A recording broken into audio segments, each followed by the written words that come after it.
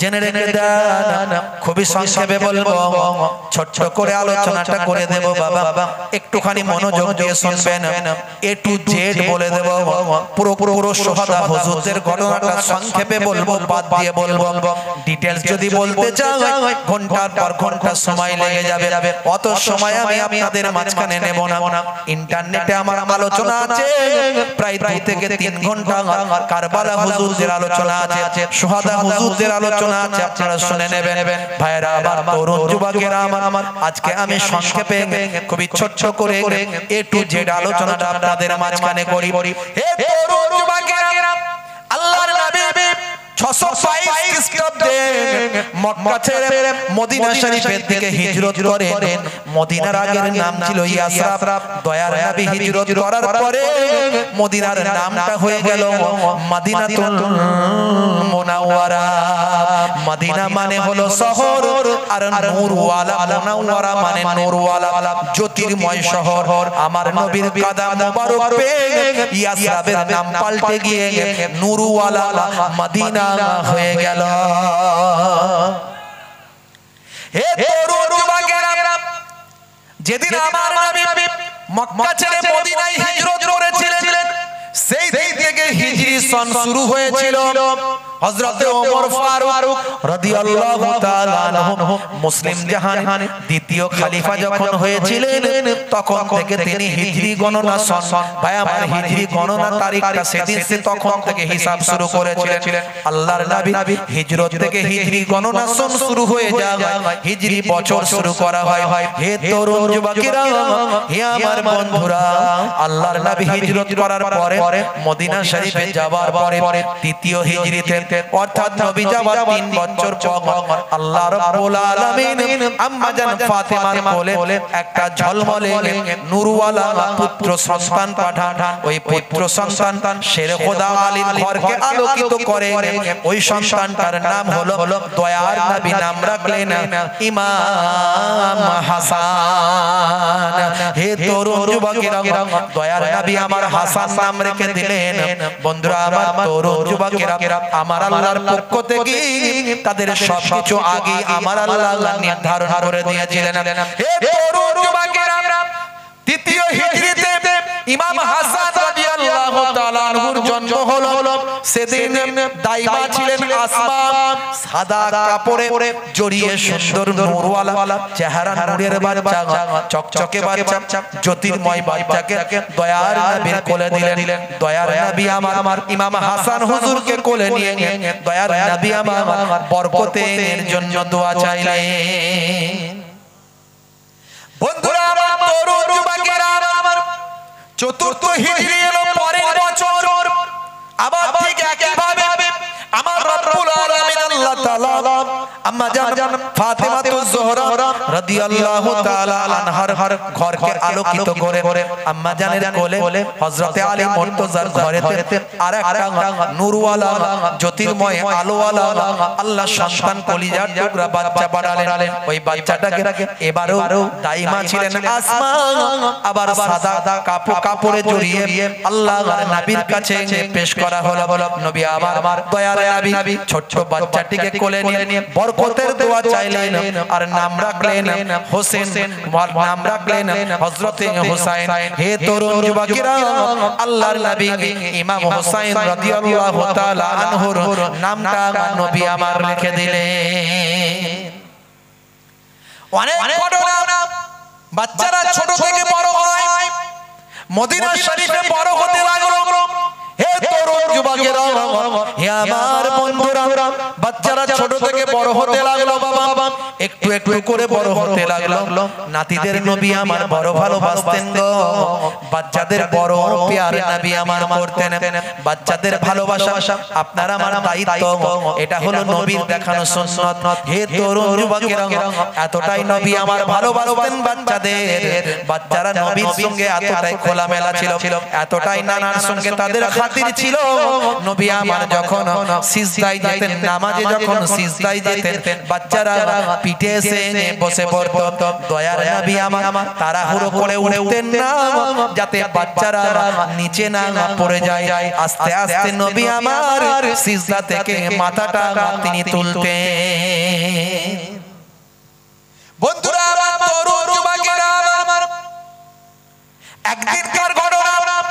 হে তরুণ যুবকেরা, আল্লাহর নবী কয়েকদিন ক্ষুধার্ত অবস্থায় আছেন, খাবার কিছু নাই। মদিনার মানুষেরা অনাহারে দিন কাটায়, দয়ার নবী কোনো খাবার নাই। হে তরুণ যুবকেরা, কোন মেহমান, কোন সাহাবী কোন তোহফা দিলে নবী তো পেতেন, কিন্তু সে তোহফা দেওয়ার মতো কারো ক্ষমতা নাই। আর দয়ার নবী কারো কাছে হাতও পাততে পারবেন না। নবী খানদান কারো কাছে হাত পাতা নিষেধ, নবী খানদান কারো কাছে হাত পাততে পারেন না। হে তরুণ যুবকেরা, আমার আল্লাহর দরবারে যদি দোয়া চাইতেন, আমার আল্লাহ বলেছিলেন, আয় আমার বন্ধু, আপনার কষ্ট আমি সহ্য করতে পারি না, আপনার দুঃখ আমি সহ্য করতে পারি না। আপনি যদি ধনী হতে চান, আপনি যদি ধন দৌলতের মালিক হতে চান, তাহলে আমি আল্লাহ আপনার জন্য মক্কার পাহাড় পর্বতগুলোকে, মদিনার পাহাড় পর্বতগুলোকে, এই আরবের পাহাড় পর্বতগুলোকে আমি আপনার জন্য সোনা রূপায় পরিণত করে দেব। সেদিন আমার নবী বলেছিলেন, না না না, আমার মাবুদ আল্লাহ, আমার সোনা আর রূপা পর্বত আমার চাই না, আমি ধনী হতে চাই না, আমি সম্পদশালী হতে চাই না। তার কারণ হলো কাল কিয়ামত পর্যন্ত আমার কোটি কোটি উম্মত উম্মতি আসবে, যারা বড় অসহায় হবে, যারা বড় দুঃখী হবে, যারা বড় গরীব হবে, যারা বড় দরিদ্র হবে, যারা অনাহারে অনাহারে দিনটা কাটাতে লাগবে। সেদিন যদি আমি ধন দৌলতের মালিক হয়ে যাই, সম্পদশালী হয়, তাহলে আমার উম্মতেরা কিভাবে বাঁচতে পারবে, কিভাবে তারা সবর করতে পারবে? তারা গরিবী নিয়ে তারা চিন্তা করবে। আমার নবীও গরিব ছিলেন, এটা তাদের জন্য সান্ত্বনা হয়ে যাবে। জোরে হবে না, জোরে হবে না। খুব সংক্ষেপে বলছি, নবী থেকে শুরু করেছি, বুঝতে পারছেন? ইমাম হুসাইনের শাহাদাত দিয়ে বন্ধ করব, শেষ করব, খুবই সংক্ষেপে। তা বলে ভাববেন না 3 ঘন্টা ওয়াজ করব, না না না। এই কারবালার ঘটনা যদি শুরু করা হয় 3 ঘন্টা নয়, 5 ঘন্টা লাগবে মিনিমাম 5 ঘন্টা লাগবে। হে তরুণ যুবকেরা, হে আমার বন্ধুরা, আল্লাহর নবী মদিনা শরীফে বড় ক্ষুধার্ত। নবী আমার কয়েকদিন পর্যন্ত শুকিয়ে আছেন, অনাহারে দিন কাটাচ্ছেন, কারো কাছে হাত পাততে পারেন না, কোনো নাজরানা তোহফাও তিনি পান না, কারণ সকলের মধ্যে গরিবী ভর করেছে। ভাই আমার দুর্ভিক্ষ দেখা দিয়েছে, গরিবী অবস্থা হয়েছে। হে তরুণ যুবকেরা, হে আমার বন্ধুরা, শুনে রেখে দিন বাবা, জেনে রেখে দিন বাবা, আল্লাহর নবী চিন্তা করলেন, কয়েকদিন বড় ক্ষুধার্ত, আর সহ্য করতে পারি না, আর থাকতে পারি না, দেখি একটু বেটি ফাতেমার বাড়িতে যাই। ফাতেমার বাড়িতে গিয়ে দেখি যদি তার বাড়িতে কিছু খাবার দাবার পাওয়া যায়, তার বাড়িতে যদি কোনো আহারের ব্যবস্থা হয়। এই চিন্তা ভাবনা নিয়ে রাহমাতুল লিল আলামিন দয়ার নবী সরকারে তো জাহান, আপনার আমার আখিরি জামানার পয়গম্বর নূর নবী চলতে লাগলেন।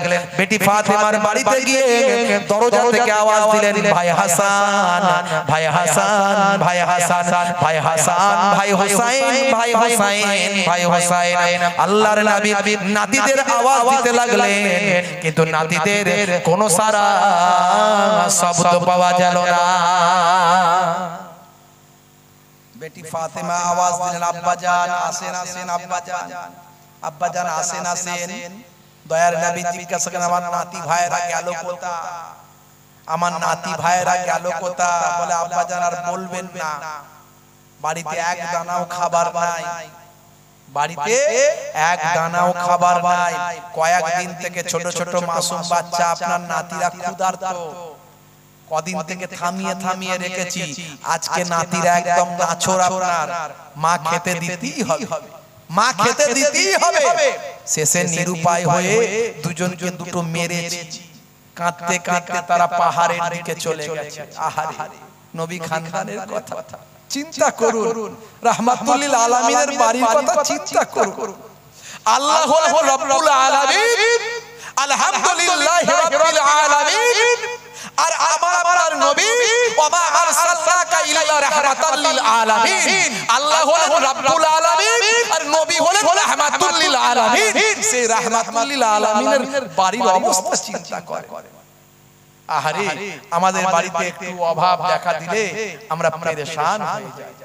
আর দেখুন তো চিন্তা করুন, নবী আমার গিয়েছিলেন বেটি ফাতেমার বাড়িতে যদি একটু খাবার পাওয়া যায়, আচ্ছা এরপরে কি আর জিজ্ঞাসা করতে পারবেন নবীজি যে হ্যাঁ গা বেটি ফাতেমা কিছু খাবার আছে, কয়েকদিন আমি ভুকা আছি, ক্ষুধার্ত আছি, বড় ক্ষুধার কষ্ট হচ্ছে, একটু খাবার দেবে, আর কি বলতে পারবেন নবী? নবীজি আর বলতে পারবেন? এই ঘটনা শুনে আর বলতে পারলেন না। হে তরুণ যুবকেরা, হে আমার বন্ধুরা, শুনে রেখে দিন বাবা, জেনে রেখে দেন, হে মুসলমান একটু লক্ষ্য করুন, দয়ার নবী আমার নাতিরা চলে গিয়েছে দুঃখ করে, কেঁদে কেঁদে কষ্টে অনাহারে কষ্ট পেয়ে মারকে মায়ের হাতে তারা পাহাড়ের তলদেশে পাহাড়ের কিনারার দিকে চলে গেছে। নাতি ভাইরা চলে গিয়েছে, কেমন নাতা, কেমন নানা, কেমন পয়গম্বর, কেমন আখিরি জামানার নবী। আহা নবী আমার নিজেই খুঁজতে গেলেন আমার নাতি ভাইরা কোথায় চলে গিয়েছে। আপনি কত বড় সাহেব হয়েছেন, কত বড় নেতা হয়েছেন, কত বড় মন্ত্রী হয়েছেন, কত বড় হুজুর হয়েছেন, কত বড় ডাক্তার হয়েছেন, মাওলানা হয়েছেন, নবীর থেকে বড় সাহেব পৃথিবীর জমিনে আর কেউ হয়নি, আর হবে না। সেই রাহমাতুল লিল আলামিন নাতিদের খুঁজতে চললেন। হে তরুণ যুবকেরা, হে আমার বন্ধুরা, শুনে রেখে দিন বাবা, জেনে রেখে দেন, দয়ার নবী আমার পাহাড়ের কিনারার দিকে যাচ্ছেন। সাহাবীরা জিজ্ঞাসা করছেন কি হয়েছে হুজুর, পাহাড়ের দিকে কেন যান? আল্লাহর নবী বলেন আমার নাতিরা রাগ করে পাহাড়ের দিকে চলে যাচ্ছে, তাই তাদেরকে খোঁজার জন্য যাই। আল্লাহর নবী পাহাড়ের কিনারার দিকে গিয়ে দেখেন দুই ভাই গলা জড়িয়ে তারা পাহাড়ের কিনারায় শুয়ে আছে কেঁদে কেঁদে। আল্লাহর নবী গিয়ে হাজির হলেন, নাতিদের মাথায় হাত বোলাতে লাগলেন, চলো আমার কলিজার টুকরা হাসান, চলো আমার কলিজার টুকরা হোসেন, তোমাদের খাবার ব্যবস্থা আমি করব, চলো বাড়িতে চলো। বলেন না না যাব না, নানা জান যাব না, আম্মা কেন মেরেছে, খেতে দেয়নি আবার মেরেছে। আহারে কি অভিমান, কি রকম পরিবেশ চিন্তা করুন। আল্লাহর নবী ভুলিয়ে নিয়ে আসলেন, বুঝিয়ে নিয়ে আসলেন, চুমু খেলেন, আদর করলেন, গায়ে মাথায় হাত বুলালেন।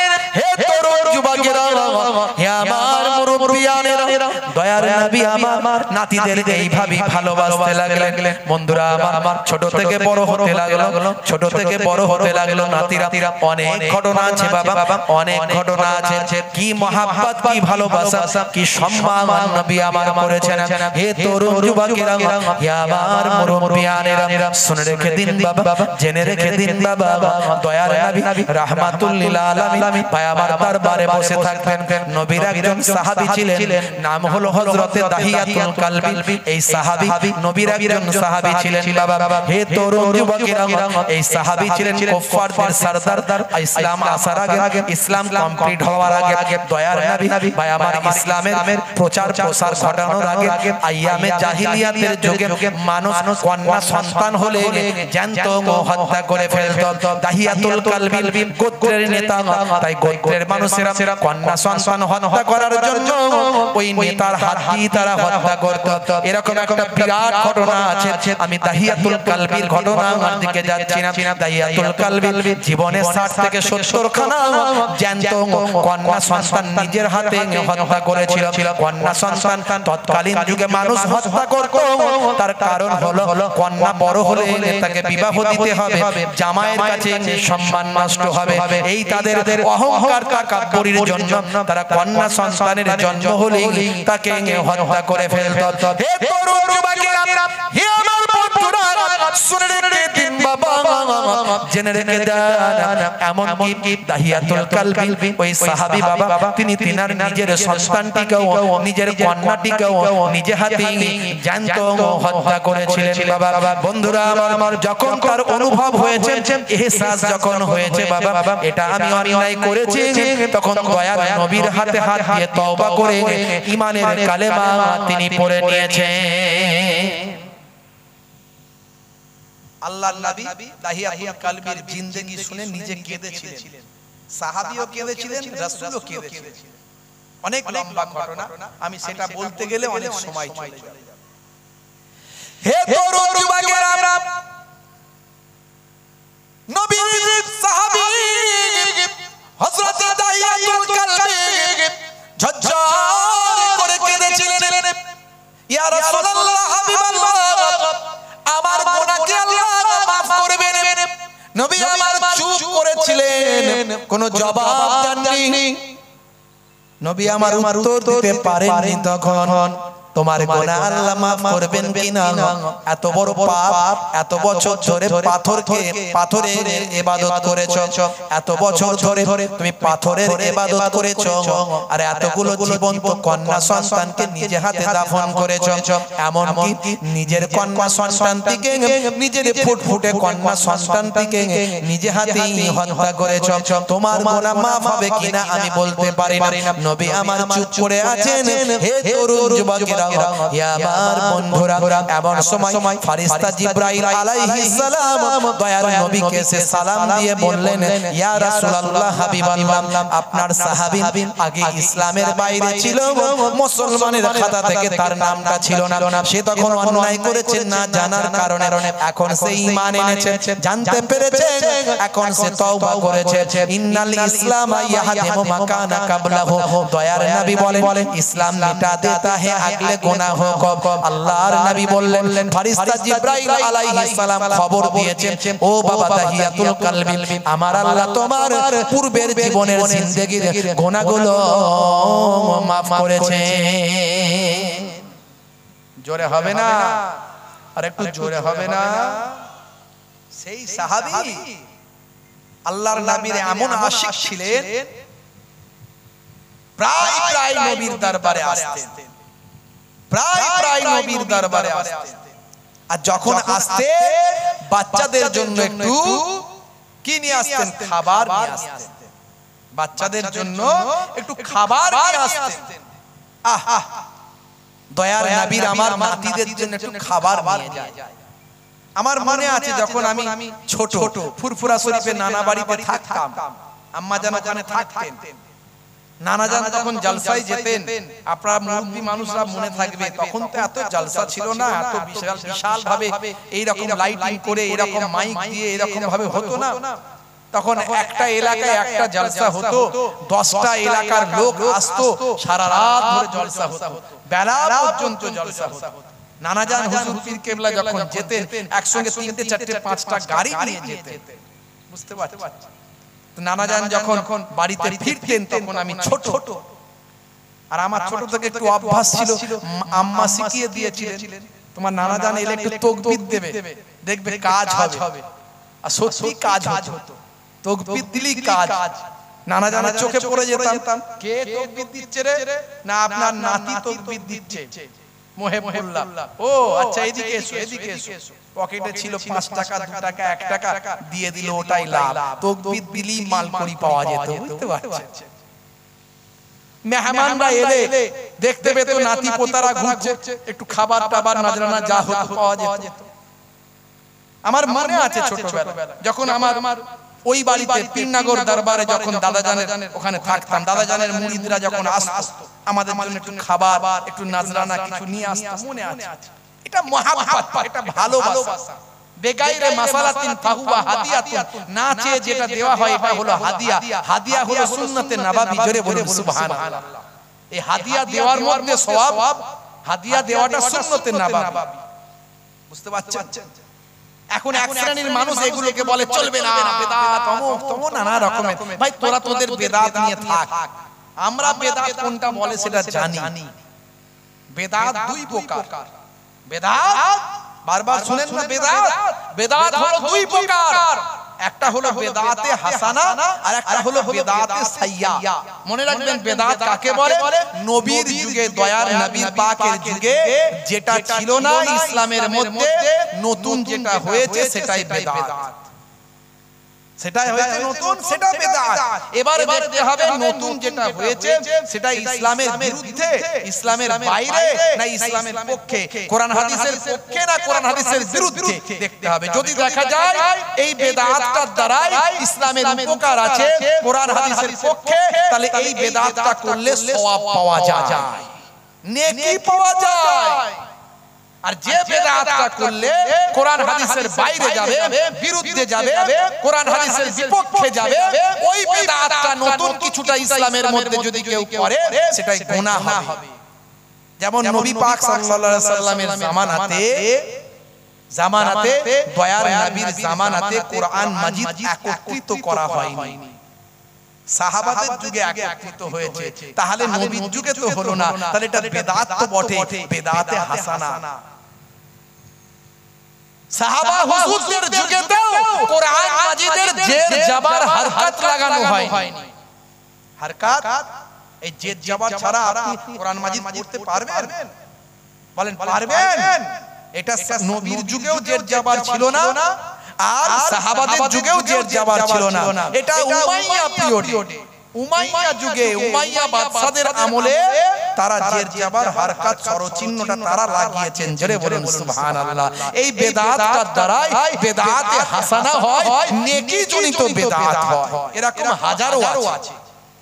এই ব্যাখ্যা বোঝা, এই বোঝা নিয়ে, ব্যাখ্যা নিয়ে, বুঝে নেওয়া নিয়ে গন্ডগোল। কেউ বলে চলবে, কেউ বলে চলবে না।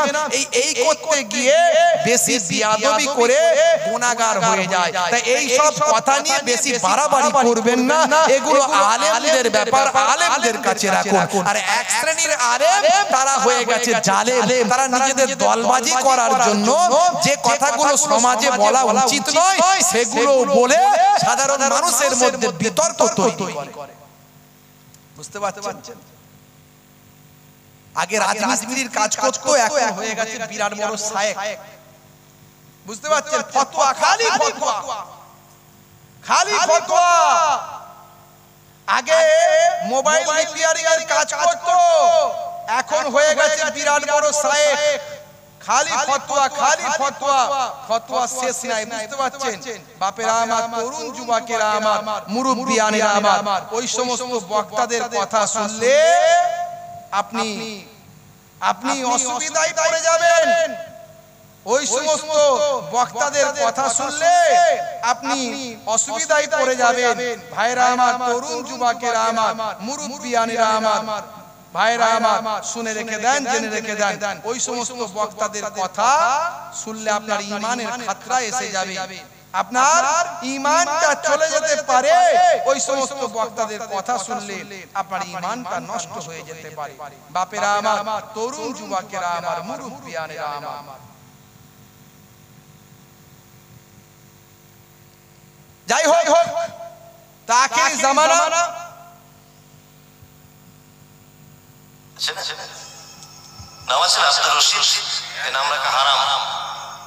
আবার বলছি, এক ধরনের বক্তা বেরিয়েছে বাবাজি, বলছে কি বলছে শোনেন। নাম রেখেছেন আব্দুর রশিদ, আছে না? নাম আছে আব্দুর রশিদ, এই নাম রাখা হারাম, চলবে না। বক্তা ফতোয়া দিচ্ছে, একদম নাই। গোলাম মাহমুদ নাম আছে না? আছে, নাম রাখা হারাম, চলবে না। জাহাঙ্গীর নাম আছে, চলবে না। শাহজাহান নাম আছে, চলবে না। ইয়াসিন চলবে না। এসব নাম রাখা চলবে না। যে নামের অর্থ হয় না সে নাম রাখা ইসলামে নাজায়েজ, চলবে না। আল্লাহর নামের আগে আব্দ শব্দ লাগানো যাবে। আল্লাহর নাম রশিদ, আল্লাহ নাম আছে নাকি? নাই। এই নামগুলো খুব সাবধান। বলছে আল্লাহর নাম রশিদ আছে নাকি? বলছে নাই। আল্লাহর নাম নাকি আব্দুর রশিদ, আল্লাহর নাম নাকি আর রশিদ নাই। মানে আল্লাহর নাম যে রশিদ আছে এটাও জানে না, এটাও খোঁজ খবর রাখে না। আপনি কোরআন মাজিদটা গিয়ে খুলবেন, দেখবেন আল্লাহ রাব্বুল আলামিনের 99টা কি আছে সিফাতি নাম আছে, গুণবাচক নাম। তার মধ্যে দেখবেন আর রশিদ আল্লাহর নাম আছে। এ বলছে আর রশিদ নাম রাখা চলবে না, রশিদ নাম রাখা চলবে না, আব্দুর রশিদ নাম রাখা চলবে না। তারপর তো আরো সব বলে দিল, ইয়াসিন নাম রাখা যাবে না। তাহলে ইয়াসিন নাম রাখা যাবে না কি বলো না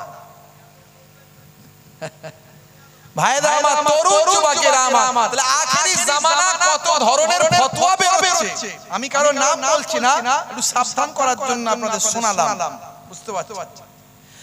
হে তরুণ যুবকেরা, হে আমার বন্ধুরা, শুনে রেখে দিন বাবা, জেনে রেখে দেন।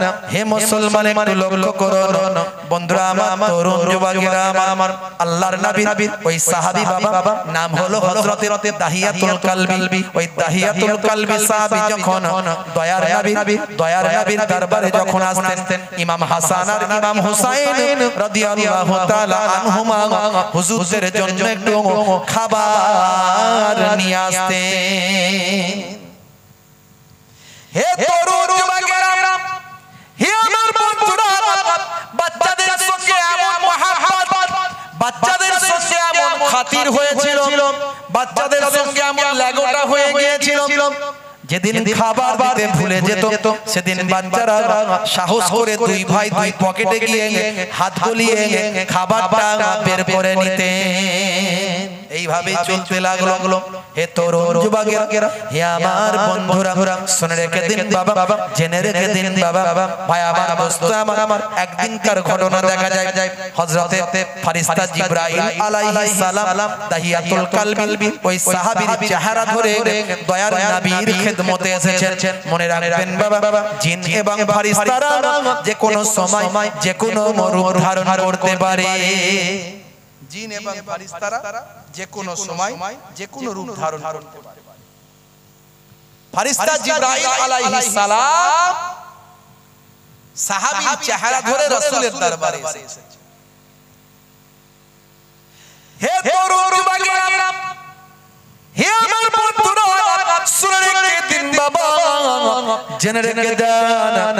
এমন সময় সাহাবীর চেহারা ধরে যখন দয়ার নবীর দরবারে যখন এসেছেন, বাচ্চারা চিন্তা করছেন আজকে মনে হয় নানা জানের ওই সাহাবী খাবার দিতে আমাদের ভুলে গেছে। যেদিন খাবার দিতে ভুলে যাই সেদিনে আমরা তো পকেট থেকে বের করে নিই হযরত ইমাম হাসান, হযরত ইমাম হুসাইন রাদিয়াল্লাহু তাআলা আনহুমা, দুইজন ছোট ছোট বাচ্চা, 5 বছর 6 বছর করে বয়স, দুই ভাই মিলে যুক্তি করে নিয়ে সেই সময় টুক টুক টুক টুক করে গিয়ে রাসূলের সামনে বসে আছেন ফারিস্তা জিবরাইল আলাইহিস সালাম। দুই ভাই দুই পকেটে হাতটা সোজা গলিয়ে দিয়েছেন।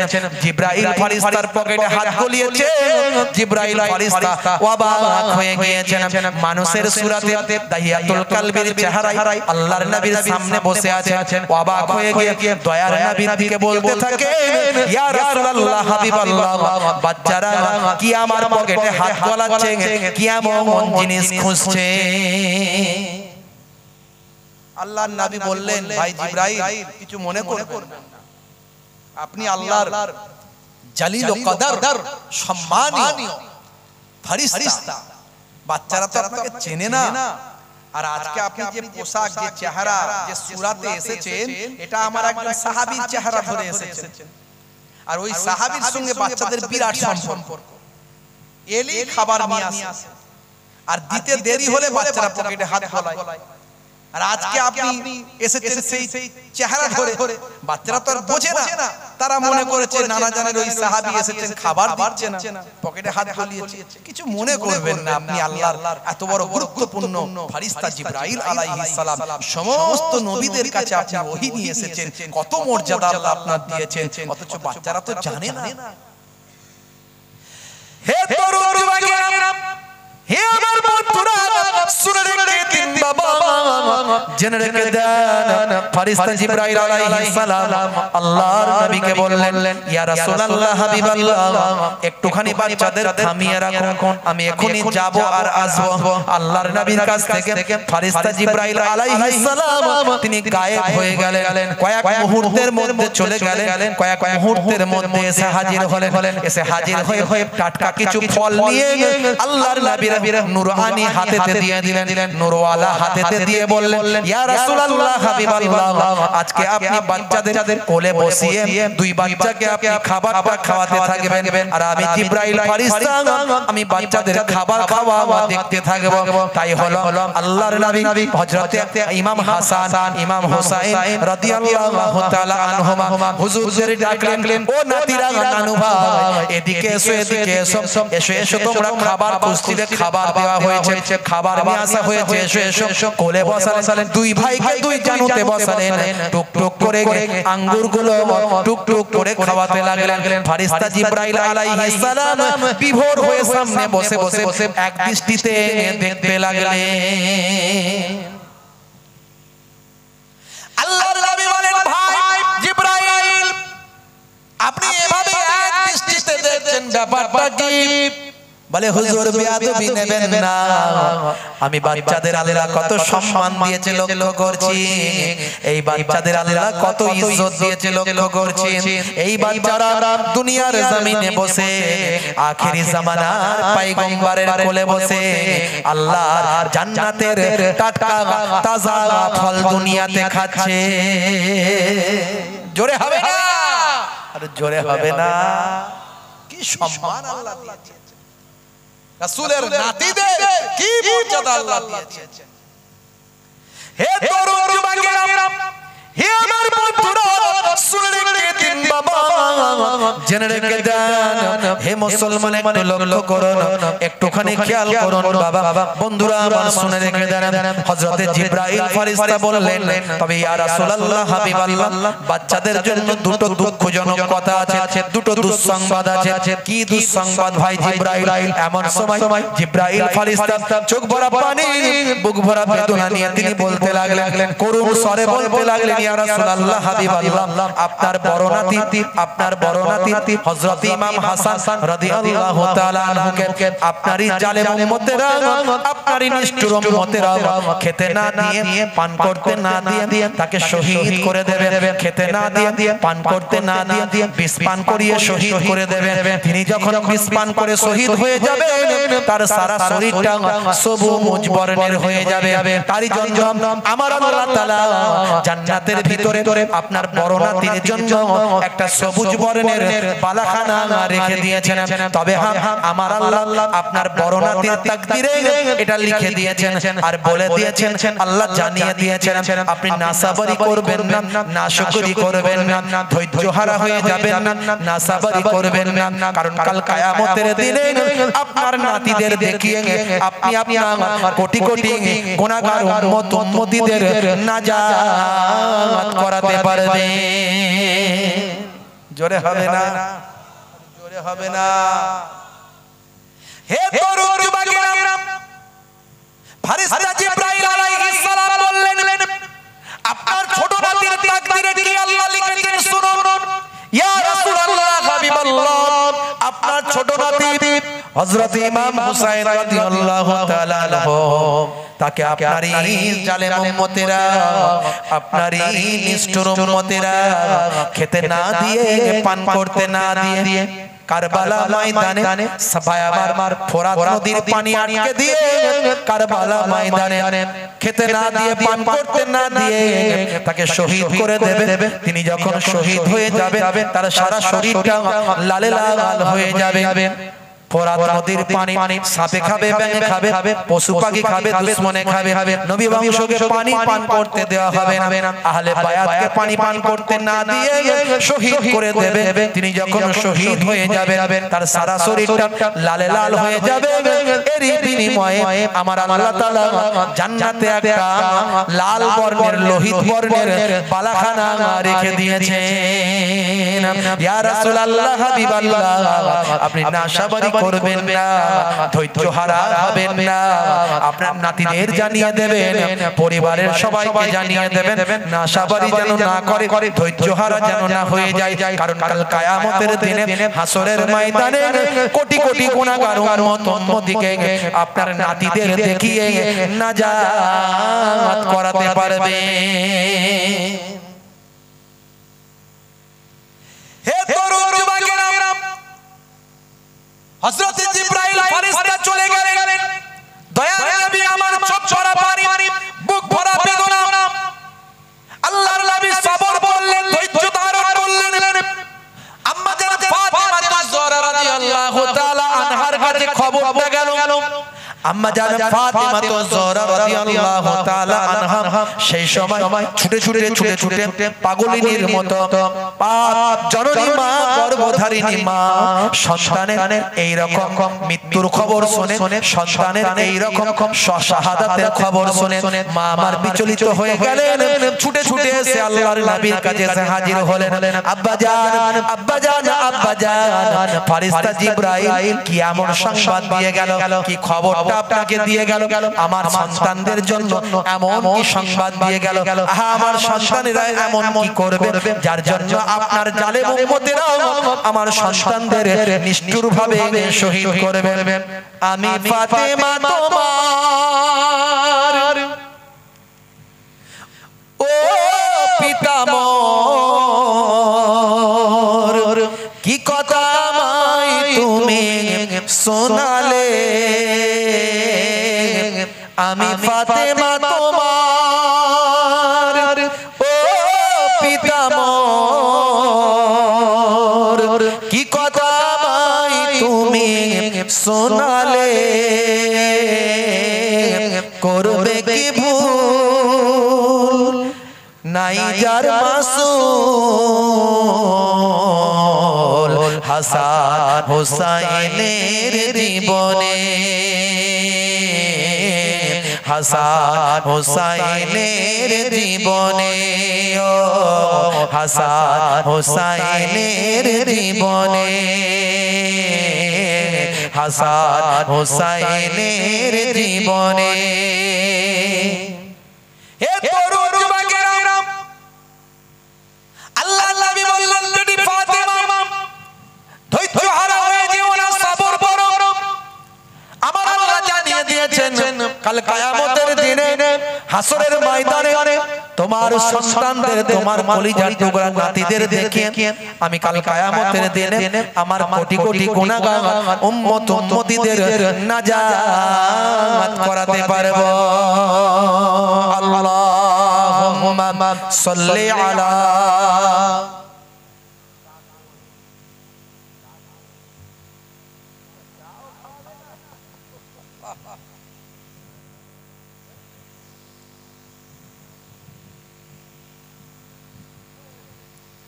হে তরুণ যুবকেরা, খুবই সংক্ষেপ করে বলবো। কষ্ট হচ্ছে আপনাদের? হ্যাঁ হুদান কষ্ট হচ্ছে কি? কারবালার ওয়াজ একটু শুনবেন? বাদশাহ দিয়ে বলবো 5 ঘন্টার ওয়াজ 1 ঘন্টায় শেষ, কিন্তু এ টু জেড বলে দিচ্ছি।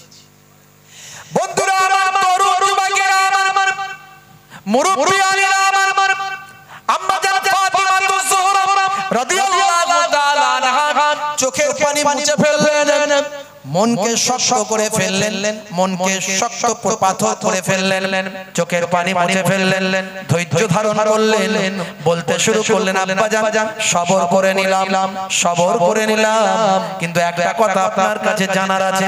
কি কথা মা জানতে চাও? কি কথা মা জানতে চাও?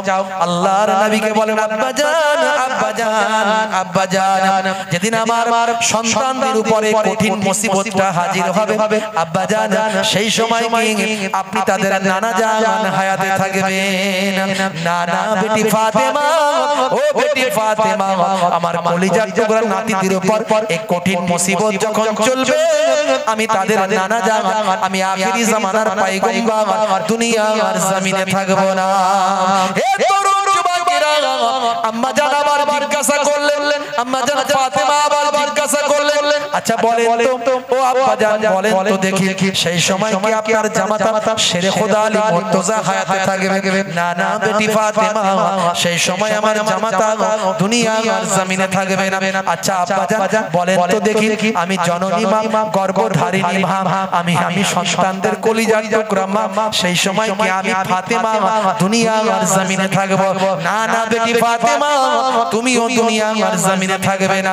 আম্মা জান আবার ঠুকরে কেঁদে উঠলেন আর বলতে লাগলেন আব্বা জান তাহলে আমার সন্তানদের জন্য কে একটু শোক মানাবে, কে একটু চোখের পানি ফেলবে, কে একটু তাদের জন্য কান্না করবে, কে একটু তাদের জন্য মোনাজাত করবে, কে একটু শোকেতে সেই সময় শোক জ্ঞাপন কে করবে?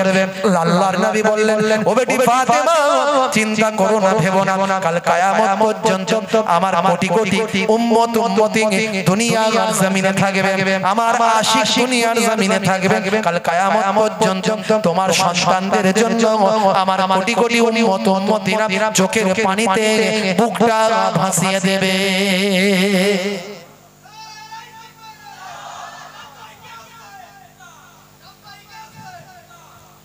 হে তরুণ যুবকেরা, হে আমার বন্ধুরা, শুনে রেখে দিন বাবা, জেনে রেখে দেন। তাই মুহররম মাস যখন আসে, মুহররম মাসে মানুষ ইমাম হাসান ইমাম হুসাইনকে ভালোবেসে তারা দান করতে থাকে, সাদকা করতে থাকে, বেশি বেশি তেলাওয়াত করতে থাকে, বেশি বেশি রোজা রাখতে থাকে, বেশি বেশি ভাই আমার নামাজটা পড়তে থাকে, ইমাম হাসান ইমাম হুসাইন হুজুরদের আলোচনা করতে থাকে, তাদের আদর্শকে মাথায় নিয়ে চলার প্রতিজ্ঞা করতে থাকে, তাদের জীবন জিন্দেগির আলোচনা শুনতে থাকে। ইমাম হাসান ইমাম হুসাইন কারবালা হুজুরদের শহাদা হুজুরদের জন্য চোখের পানিতে বুকটা ভাসিয়ে দেয়।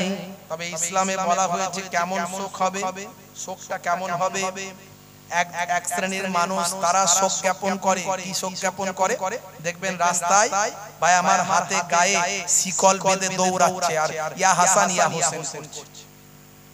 দেখবেন লাঠি নিয়ে পিঠে দুমদাম করে পিটছে, রক্ত ঝরিয়ে ফেলছে, আছে না নাই? আবার দেখবেন তবলা বাজাচ্ছে, ঢোল বাজাচ্ছে, ডিজে বাজাচ্ছে দেখবেন। আবার দেখবেন গায়ে রক্ত বের করছে, নিজের শরীর কেটে রক্ত বের করে ফেলছে, এরকম করছে। এটা ইসলামে শোক জ্ঞাপন করার পদ্ধতি নয়। তারা আবার হাদিস দেয়। কি হাদিস দেয়? বলে দয়ার নবী যখন ইন্তেকাল করেছেন তখন বাড়ির ভিতরে মায়েরা মেয়েরা বোনেরা তারা মাতম করেছে, তারা কেঁদেছে, তারা মুখে হাত চাপড়েছে, তারা কেঁদেছে। এমনকি মা আয়েশার কথাও বলে যে মা আয়েশাও নাকি তাদের মতো করে মুখে হাতে চাপড়ে আঘাত করে মাতম করেছে। এখন দেখতে হবে হাদিসটা কতটা সহিহ, হাদিসের রাবি কতটা সহিহ। হাদিসের অনেক ভাগ আছে, হাদিসের অনেক সোর্স আছে, সানাদ আছে। হাদিসের মধ্যে জাল আছে, মাউজু আছে, সহিহ আছে, হাসান আছে, বিভিন্ন হাদিসের ভাই আমার স্টেজ আছে, জানতে হবে। কিন্তু একেবারে সিয়াসিতা হাদিস, যে হাদিসকে পৃথিবীর সমস্ত আলেমরা বলেছেন সহিহ, এখান থেকে এরকম কোনো পাওয়া যাবে না যে কেউ মারা গেলে তাকে মুখে হাতে চাপড়াতে হবে, বুকে আঘাত করতে হবে, রক্ত বের করা যাবে, এমন কোন সহিহ হাদিস আপনি পাবেন না। বরং বুখারী শরীফ এবং মুসলিম শরীফের হাদিসের মধ্যে এসেছে আল্লাহর নবী বলছেন আমি ওই ব্যক্তি থেকে নয় যে কেউ মারা গেলে মাথা মুন্ডন করে ফেলে এবং বুক চাপড়ায়, কাপড় ছিঁড়ে ফেলে, এই রকম মানুষদের থেকে আমি নবী এদের দলে নয়, এরা আমার দলে নয়। এই রকম কেউ মারা গেলে বুক চাপড়ানো নিষেধ, মুখ চাপড়ানো নিষেধ, রক্ত বের করা নিষেধ। একেবারে আহলে সুন্নাহ ওয়াল জামাতের আলেমরা সকলে একমত। তাই আমরা শোক জ্ঞাপন করব, চোখের পানি ফেলব, মোনাজাত করব, কাঁদবো তাদের জন্য, বুঝতে পারছেন? তাদের জন্য তেলাওয়াত করব, তাদের জন্য সওয়াব-রেসানি করব, তাদের জন্য মানুষকে খাওয়াবো, দান করব, মেহমানদারি করাবো, গরিব দুস্থদের দেব। ইমাম হুসাইন ইমাম হাসান হুজুরদের শহাদা কারবালা হুজুরদের নিয়ে আলোচনা করব, তাদের জীবন জিন্দেগিকে নিজেদের জীবনে বাস্তবায়িত করব। এইভাবে আমরা শোক জ্ঞাপন করব। ভালো করে বুঝবেন বাবা, তরুণ যুবকেরা আমার, মুরব্বিয়ানেরা আমার, যদি ইমাম হুসাইন হুজুর ইন্তেকালের পরে যদি রক্ত বের করা জায়েজ হতো, তাহলে আমাদের নবী ইন্তেকালের পরে তাহলে জায়েজ কেন হতো না? আমাদের নবী ইন্তেকালের দিনে তাহলে তো আরো বেশি মানুষ রক্ত ঝরাতো, কথা ঠিক না? হে তরুণ যুবকেরা, সংক্ষেপ করে বলি, ছোট করে বলি, একটু ভাবুন। তাহলে সেই সোহাদা হুজুরদের নিয়ে আমরা আলোচনা করি। কেন সোহাদা হুজুরদের নিয়ে আলোচনা করব? এক শ্রেণীর মানুষ আবার বেরিয়েছে, তারা বলে এত সোহাদা হুজুরদের নিয়ে কেন আলোচনা করতে হবে? এত কারবালা নিয়ে কেন আলোচনা করার দরকার? এত ইমাম হাসান ইমাম হুসাইন নিয়ে এত আলোচনার কি দরকার? এই আশুরার দিনেতে অনেক ঘটনা ঘটেছে। এই আশুরার দিনেতে দুনিয়া তৈরি হয়েছে। এই আশুরার দিনেতে আদম নবী জান্নাত থেকে বেরিয়ে এসেছেন। এই আশুরার দিনেতে অনেক ঘটনা ঘটেছে। ইব্রাহিম নবী নমরুদের কবর থেকে মুক্তি পেয়েছে, আবার মুসা কালিমুল্লাহ ফেরাউনের কবর থেকে নাজাত পেয়েছে। এত ঘটনা ছেড়ে দিয়ে শুধু কারবালা নিয়ে আলোচনা কেন? হে তরুণ যুবকেরা, আমরা মুসা নবীর আলোচনা অন্য সময় করি, ঈসা নবীর আলোচনা অন্য সময় করি, কিন্তু মনে রাখবেন সমস্ত নবীদের নবী হলেন, সমস্ত নবীদের ইমাম হলেন আপনারা আমার আখেরি জামানার পয়গম্বর। সেই নবীর কলিজার টুকরা নাতিরা এই সময় শহীদ হয়েছিলেন। এই মুহররমের আশুরার দিনে সোহাদায়ে কারবালা হুজুররা নির্মমভাবে শহীদ হয়েছিলেন। আর এই শাহাদাতের মধ্যে দিয়ে ইসলাম का जिंदा হয়েছে। ইসলাম जिंदा होता है हर करबला के बाद।